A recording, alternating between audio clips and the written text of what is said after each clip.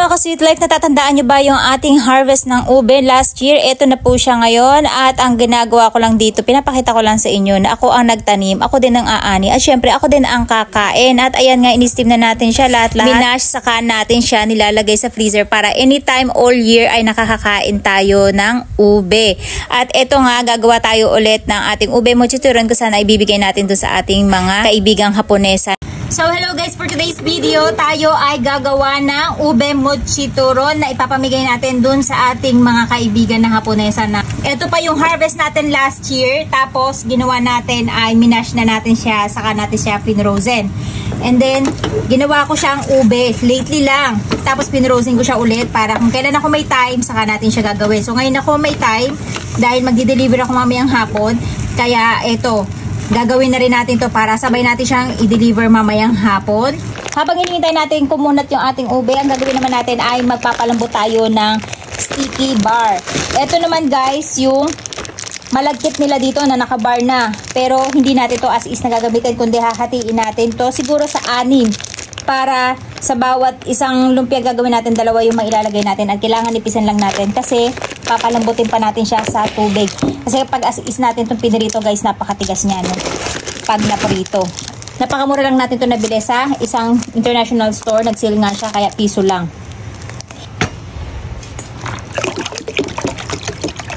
And then hahatiin lang natin siya sa 6.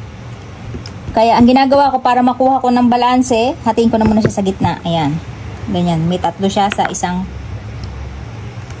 kalahati. Ayan. Ganito guys.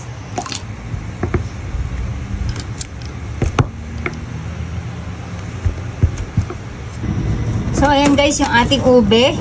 Malambot na siya at dumikit na nga yung ilalim niya.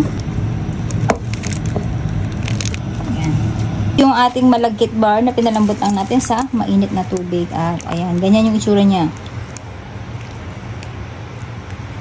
Una, mag-a-add tayo ng ating mochi. Para hindi siya masyadong maliit, hindi rin siya masyadong malaki. Ating tayo ng ube. Okay. Tapos, yung both side muna ang una nating isasarado. Tapos, saka natin siya i-wrap. And then, ang pasasarado natin, syempre, tubig lang. Ayan. Tapos, isarado lang natin. And then, saka natin ilalagay sa corn flour or corn starch. Ayan. Ito yung para hindi siya magdidikit-dikit. Saka natin siya ilalagay dito sa ating lalagyan. So, ayan. Ganyan guys yung itsura niya. Siguro makagawa tayo guys dito ng 8 patong plus 2 dito. So 10-10 sila. So ayan guys, ganyan kadami yung nagawa natin. And then hiniwa-hiwalay natin kung para kanino. Ito kung makikita nyo, meron tayo ditong 7 pira para to dun sa may service area na laging nagre-report sa akin ng mga paninda ko. Kung ano yung mga bestseller, kung ano yung mga naubos na. So, ayan, para sa kanila. 7 yan kasi 3 yung nasa office, 4 yung nandun sa may counter. Tapos, ito naman, yung isa, sa atin to, yung may marka na yan. And then, itong isa, para dun sa aking supervisor na nagbibigay palagi sa atin ng punla. Kasi paborito din nila yan, guys. Tuwan-tuwa sila kapag binibigyan ko siya yan. And then, ito yung sa may farm natin na pinagpaparkingan ng kotse natin. Katabi natin doon. And then, pagdating naman dito guys, ito yung sa may-ari ng farm natin kung saan ay punong-puno yung kanya, no. So meron siyang lamang 10. And then ito naman ay yung nagbigay sa atin ng patatas. Na kaklase ni Akari, yung lola noon ay farmer. So binibigyan tayo palagi noon ng isang kahong patatas. Ayan, ganito ang itsura niya guys. Sa loob. So meron tong 10 piraso, ayan. Nakita nyo, 8 mahahaba, 2 maliit. Ayan. Tapos nilagyan natin ito para hindi siya masyadong mag-dry. Tapos nilagay din natin siya sa ziplock. Ayan, para hindi maging dry yung ating balat ng lumpia. Good thing meron tayong paper bag. Nagaling lang din sa kaklase ng Akari pag kami dala silang mga pasalubong. Tapos, bibigyan natin siya ng ating black garlic, yung may-ari ng farm natin. And then, dahil kapitbahay niya yung may-ari nung, yung nagbigay sa atin ng patatas, isasama ko na muna siya dito pansamantala. Ayan. And then, ito yung isa natin, para doon sa service area. Magde-deliver tayo ngayon at alas 4 na guys. Magsusunod na kay Aska. Maliligo pa ako at magbibihis. Sabay deliver tayo. So, ayan siya. Ito yan. So, ayan guys. Ito. I-deliver natin.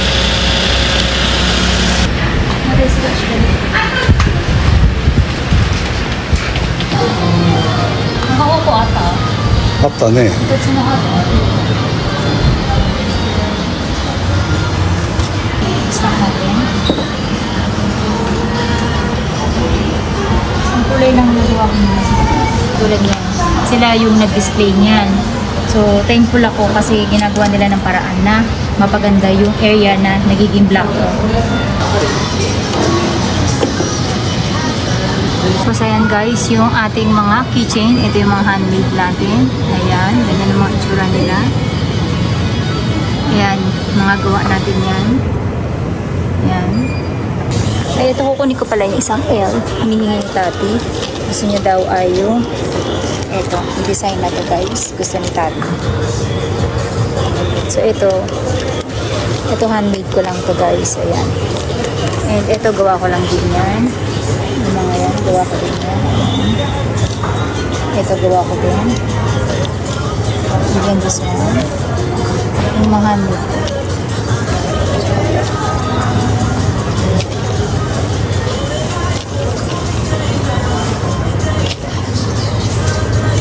So, yan guys. At, okay. Let's go, mahal ko.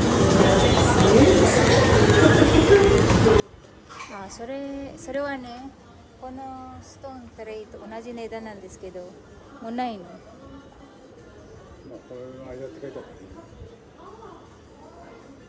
？Siyempre, hindi mawawala yung ating tikiman. Ito na yung ating mochi ube turon. Itadakimasu!